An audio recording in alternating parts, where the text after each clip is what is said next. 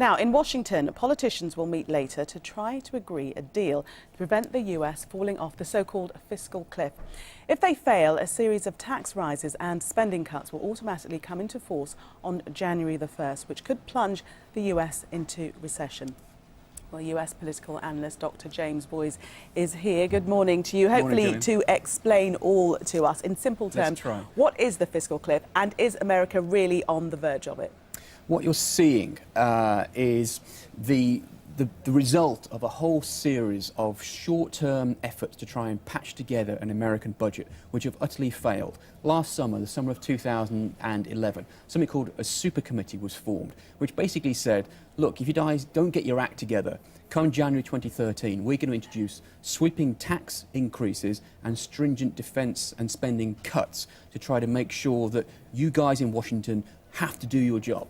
They failed to do so, so we're now at a point where those stringent cuts and tax increases could come into effect, which would affect every American because taxes would go up, and it could well affect many people around the world as confidence in the American system of government and the markets decrease, and that could affect us here in London as well. Well, let's try and relate it back to us. Is it too simplistic to say that it's the equivalent of us not coming up with a budget, or is that about right? It is, because in the United Kingdom, of course, the government of the day has a majority in Parliament, so it can get its budget through without any problems.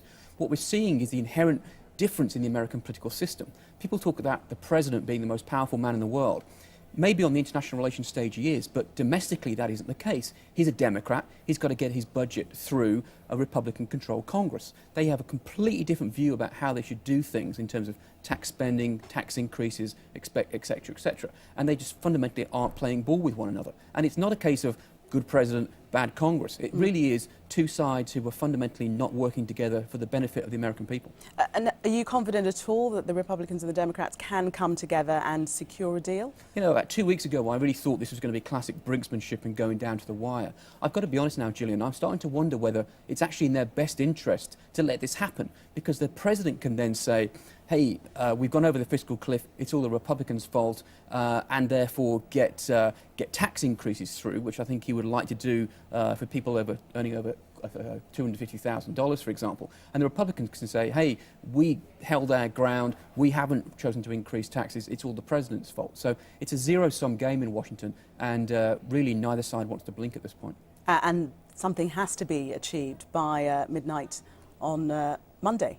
It does, otherwise these cuts go into effect, and that would only cut $1.7 trillion off a $16 trillion deficit. So even if this goes through, we're still talking about an American economy which is in dire straits in many ways. And how divided is public opinion? They're on the side of a deal being reached, presumably, but are the Republicans prepared to risk going against public opinion? Well, this is the thing. Most people want this to happen because otherwise everyone's taxes are going to go up.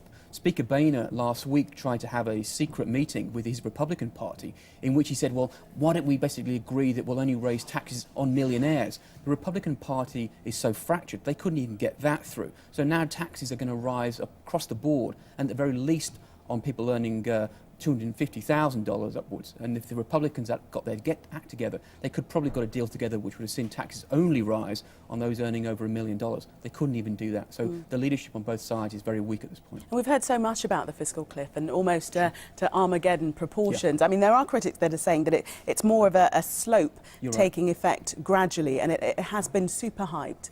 It has, and one of the reasons I think we're focusing upon this is because the chairman of the Federal Reserve gave this expression, the fiscal cliff, to it some time ago, earlier in the year. I think if we hadn't got that sort of latch we could connect onto, we'd perhaps be talking about it a little less. But come what may, this is really a sign of political weakness in the United States and in the political leadership, both in the Republicans and the Democratic Party at this point. Still a very tense time on New Year's Eve. James Boyes, thanks very much for coming in.